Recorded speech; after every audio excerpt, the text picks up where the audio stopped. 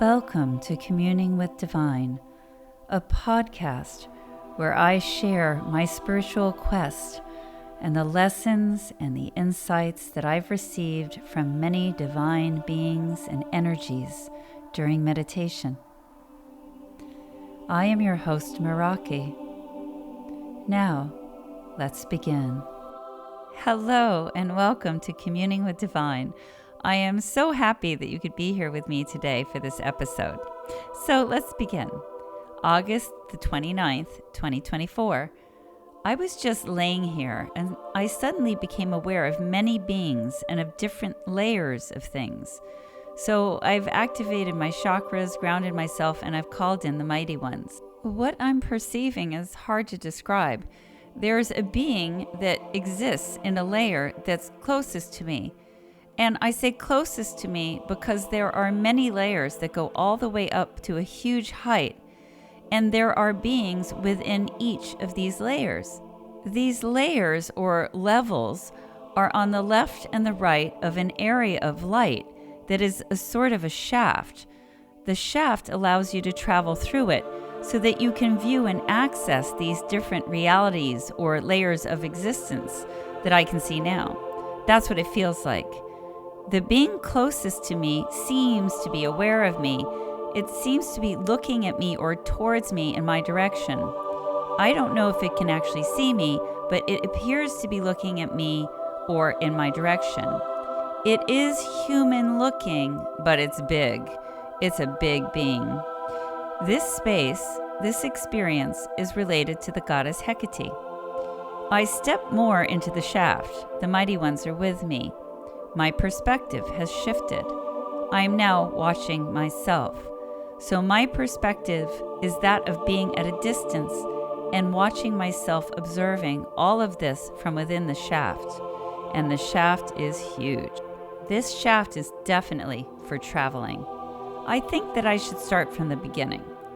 Initially, I saw a figure. Actually, it was a silhouette of a figure. I'm not saying that it was a dark figure, but I could not see any features or anything because it was silhouetted by the light that was coming from behind the figure. And it was the figure that drew my attention to these layers of conscious existence and to the shaft. I could see two sides, to the left and to the right of the shaft. And there were layers and layers and layers or levels of existence. Now, each layer or level of existence had different conscious awarenesses within them, and those were separated from each other. And then, obviously, there were different levels or layers of existences and conscious awarenesses, and they were separated from one another. I know this is kind of hard to understand and to visualize, but if you looked at an apartment building that had a stairwell running through the center of it, and you took one side of the building off, the front of the building off, you would be able to see kind of what I'm talking about. And that on every floor, you have different apartments that are separated from each other. And also each floor is separated from the next. So that's sort of what I was looking at, but it looked different. So these separations would be what you could describe as cloud-like layers or an ethereal mist. The layers weren't even clearly delineated. And there were many, many of these layers going all the way up. And in between, there was a sort of shaft-like space. The shaft was wider at the bottom as well as at the top. And so it looked very much like a wormhole. It went straight up between these two sides of these layered conscious existences. I did enter the shaft, and I stood in the bottom of it at one point. It was a lovely feeling. As I stood within the shaft, I had a sense that you could travel up through it so as to be able to observe or even step out into these different layers of conscious reality or layers of existence. There was no sense that the lower realities were in any way less evolved than the upper realities were. There wasn't a sense of hierarchy or that moving upwards was a progression or anything like that that we typically think of in relation to orientation or to placement. They were all just existing together simultaneously without hierarchy. In fact, there was a strong sense that each of these planes of consciousness were actually all existing within the same space. They all existed within a point of convergence. The cloudy mist and the different layers represented different consciousness, different conscious awarenesses.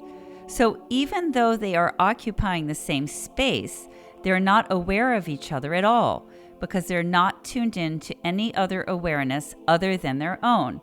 So they could coexist without being aware of each other, without being aware of these other conscious awarenesses that were experiencing an existence in the same space at the same time. It was really interesting. And I was trying to think about, how can I explain this to everyone?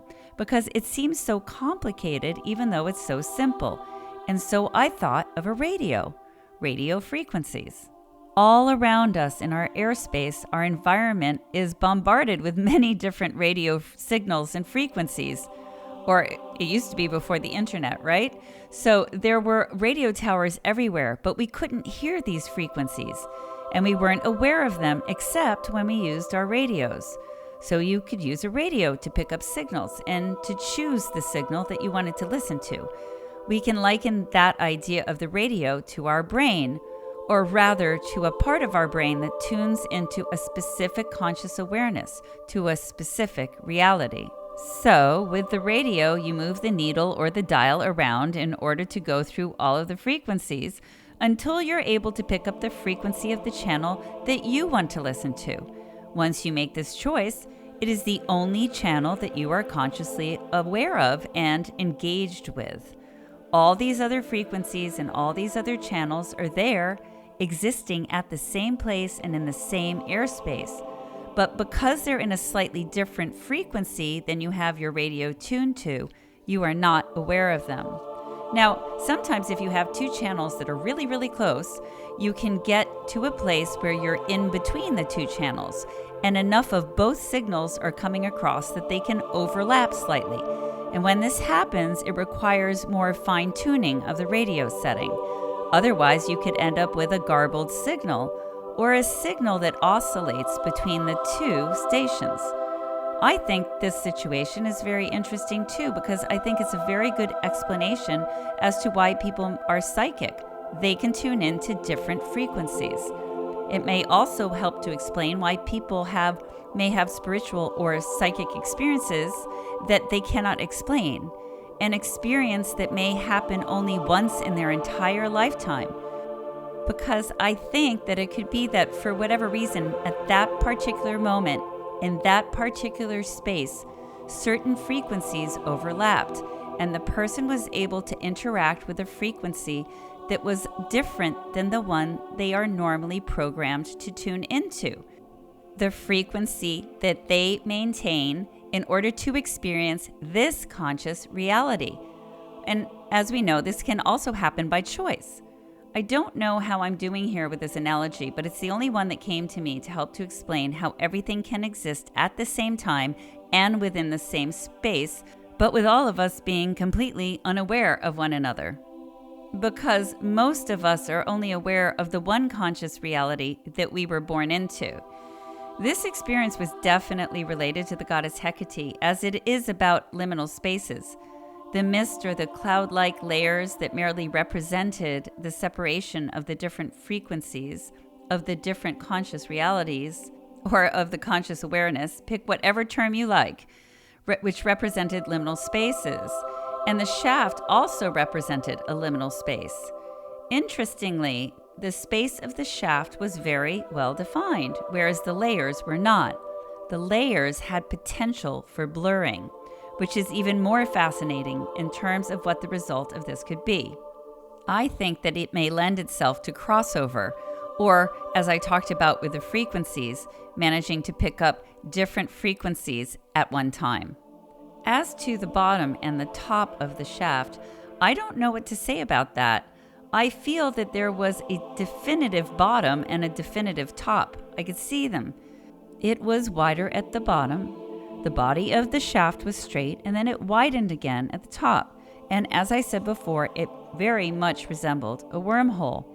I don't know where it originated from, or if it was linked to other shafts, but it was shaped like a wormhole. I feel strongly that all of these multiple conscious realities were occupying the same space, but were unaware of each other for the most part. And I feel that you could travel through the shaft to the other realities. The sense that I got as I was observing this space was that all of the conscious realities were similar in type. There was a commonality of experience within this space, and it was being experienced in multiple conscious awarenesses in multiple ways with multiple outcomes. The shaft allowed you not only to observe each of the conscious realities, but also to pass through to a totally different space where the conscious awareness and the conscious experience would be completely different than the one that I was looking at. But each space had a commonality that linked all of the different conscious awarenesses that were sharing a specific space. Now, I don't know if I'm correct about this because I was not specifically told this. This is my own idea, so I want to be very clear about that. It's always important that I delineate between what the divine shares with me and what I come up with myself. October the 3rd, 2024. Okay, this is a bit of a weird one, but was also wonderful, so I decided to share it anyway. I was doing my Kriya meditation, and during the relaxation part, where you're supposed to feel the vibration, I connected to the universe, to the all, through my crown chakra. And then I saw myself peeling or turning inside out, so to speak. It sounds horrible, but it really was beautiful. Starting at the crown chakra, my physical form, or rather my perceived physical form, separated and peeled downwards. And as it did, the all, the stars, the space between the stars, the universe, everything beyond the universe, the darkness, the light, that which exists beyond the darkness and the light, was revealed from within me where my physical form had peeled back. It came from me, from within me. After I turned inside out, that's all I was. And my physical form was nowhere to be seen or felt or recognized in any way. It just didn't exist. August 23rd, 2025. It's the dark moon, and so it's the time of the Goddess Hecate. I'm going to return to Hecate's cave and speak with the goddesses. The archangels are with me, and I'm ready to go. We're at the edge of the cliff, but this cliff is different. It's higher. Well, it appears higher. I can see further over Hecate's realm. It's sunset here. As we stand on the cliff, it begins to rise up, rising higher and higher again. Hecate's realm becomes like a dot surrounded by mist. Higher again, and now I can see only mist. We are rising so high and so fast that I can physically feel it. We're in another place. It's your typical cloud-like place with many beings walking around. They're all dressed in white and they're giving off light. It's very stereotypical. It's like a heaven trope. I can see buildings in the distance. The beings here aren't really paying attention to us. It's almost as if they're unaware that we're there watching them. It is beautiful, though, this misty land. It descends down into a valley, and in the distance I can see the sunset. And what is interesting is that this sunset looks almost identical to the one that was in Hecate's realm. If it weren't for the surroundings, I wouldn't know the difference between the two sunsets. The cliff is rising higher again. Darkness, the land of darkness. Sunset. Strangely, the light of the sunset doesn't affect the darkness here. It doesn't change. You know the way the sun setting changes the quality of the light. There's the golden hour and the blue hour, that sort of thing. But here, where we are, there's a sunset, but it doesn't cast its light onto the land. This land is of darkness. Well, actually, it's more like the land of charcoal gray.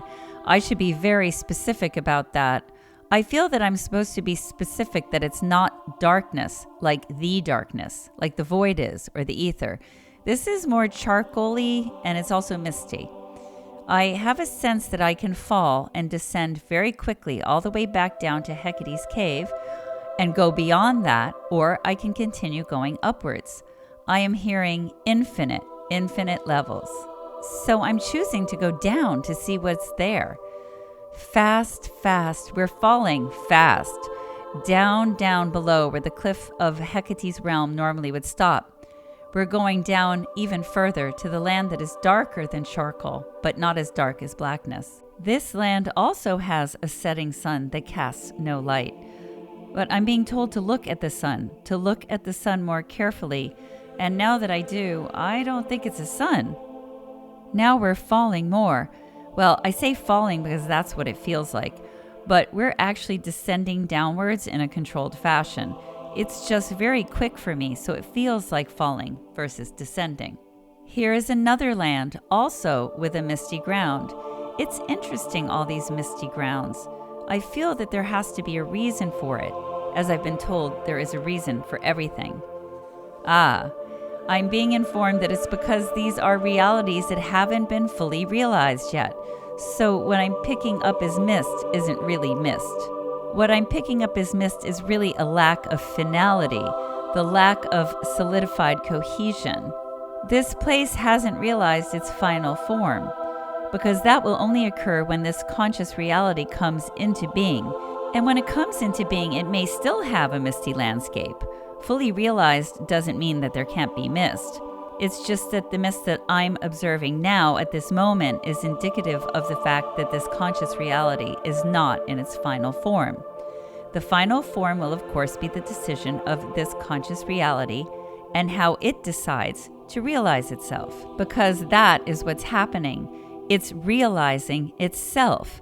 And all of the beings who I'm seeing within it are participants in the realization of it within that part of their consciousness that exists within this reality. I still haven't figured out what that thing is that I thought was the sun, but I'm feeling as if it's a connection to something greater that provides the energy and is also a part of the creation. It's very interesting. We're falling further. This place is red with red mist and the same quote-unquote sunset. I'm looking up and I'm looking down. I see so many levels. And what appears to be in the center of all of this, from my perspective, is the realm of Hecate, the mighty goddess. It's as if all of these realities are anchored to her realm or through her realm, or that those beings and energies that wish to create conscious realities and dimensions have to pass through her realm. I'm not sure what it is yet, but I feel that I'm close. Maybe she'll explain it. I hope so. I always go to the Goddess Hecate with an open mind. I don't expect. I wait to receive and learn when the time is right. That's just the way it is. I'm back at Hecate's cliff. The cliff is in the normal place and position. I'm looking around. It's all very red from the sunset, stark colors. The cliffs and the rocks are black. The water appears black. It's weird. The sun seems to be both white and black, and yet the sky is red. We're down on the beach and walking towards Hecate's cave. I am walking past the engine that is made of those white geometric shapes. My clothes are here, my robe. The archangels are asking me not to take too much time to enter the cave, so I'm changing fast. I put on my robe and my belt and my sandals. This time I've decided to wear the sandals. And also there's this sort of staff here that's black at the bottom, like a black onyx maybe, with a gold tip at the very end of it. And there is also gold at the top of the staff. And there are crystals or jewels in it, but I can't take the time now to look too closely and figure out what everything is. It's beautiful though. I get to the mouth of the cave and I turn and bow to the mighty ones, and then I pass through the curtain. There are candles lit within the cave, but not many. There's a beautiful glow here. It feels a bit like coming home. It's a lovely feeling. I know that the goddesses are standing where I cannot see them, so I bow to them and thank them for allowing me to return. As I've explained before, there are parts of the cave of the goddess Hecate that I cannot see.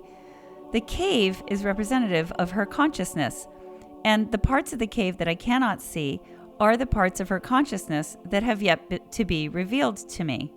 Clearly, the amount of the cave that I can see must be very small. The cave floor is filling with a fire that does not burn. The goddess Hecate steps out so that I may see her. She is huge. I bow to her and then I run over and I hug her. I'm so happy to see her. I'm telling her that I'm sorry that it's been so long. She says, the time is right when it is. I'm thanking her for the staff. She says that I should hold it in my left hand and that it has many uses. But one of the uses is that it will help me, it will guide me, and I should look to it. The goddess Hecate says, look to it during times of uncertainty or confusion, for it will guide you. The goddess Aletheia and the goddess Mary have stepped out. I'm bowing to them and going to give them both hugs too, because I missed them. The goddess Hecate says, come. So we turn and I follow her.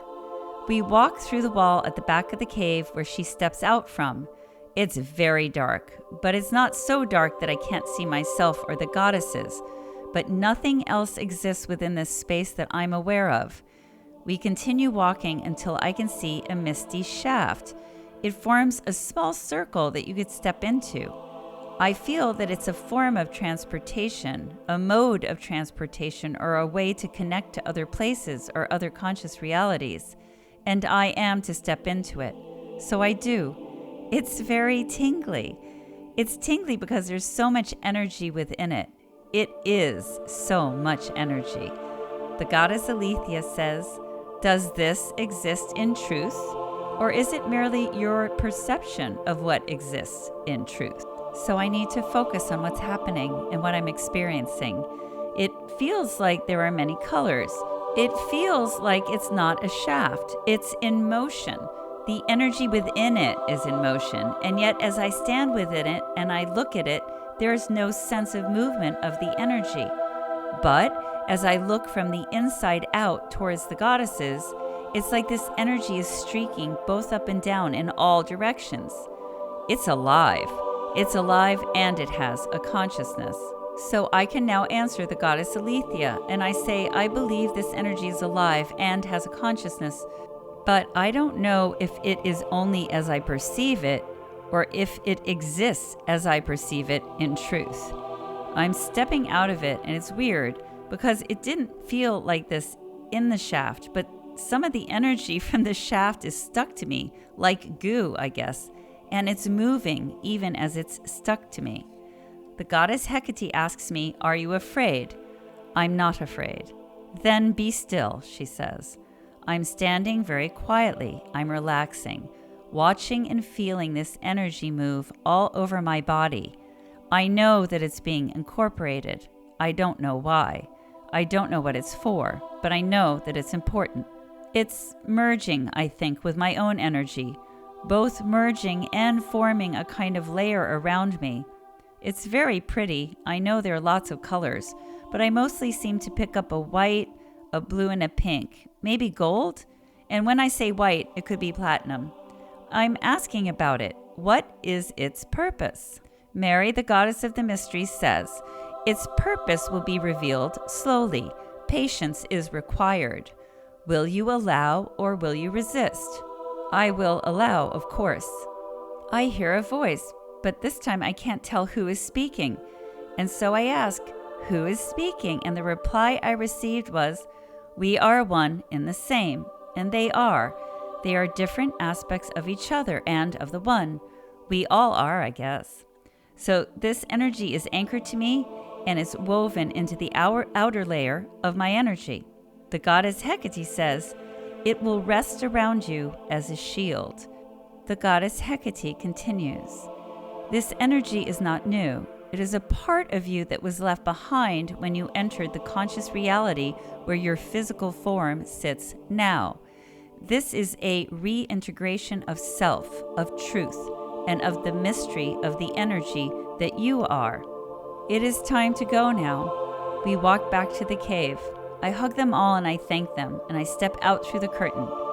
The archangels are there as always. I change and I place my staff very carefully against the rock. I take off my sandals and we walk down the sand. It's still sunset. Nothing has changed. We rise to the top of the cliff. I turn and I bow in the direction of the goddesses, and the archangels and I turned and walked away together as a group. I'm going to share this next meditation. It actually only lasted a few minutes. Not the meditation itself, but the recording of it. It was really very strange. I'll explain at the end. October the 7th, 2024. I'm going to do a really quick meditation. I'm within my third eye. I'm not just focused on it, I'm standing within it. From this position of standing within my third eye, I see a space within the area that I perceive to be my head. And within this space is a flame. And this flame is intelligent. But it isn't a single type of flame. There are flames within the flame. They are in layers as I perceive them. There are layers within layers within layers, leading into or going into a main flame at the center. As I said, the flame is intelligent, and the intelligence is communicative, and I'm able to talk through my third eye to these flames as I stand within my third eye. The flames actually appear to have somewhat of a sense of humor. And at this point, the audio becomes intelligible. I hear two words. Neither of them sound like my voice, and I can't make out either of the words at all. It almost sounds like a voice distorter was used. Then the audio cuts out completely and shuts off, even though my meditation continued and my phone was fully charged and was still on when I finished. It just had stopped recording. I've never had an issue like this before or after this session.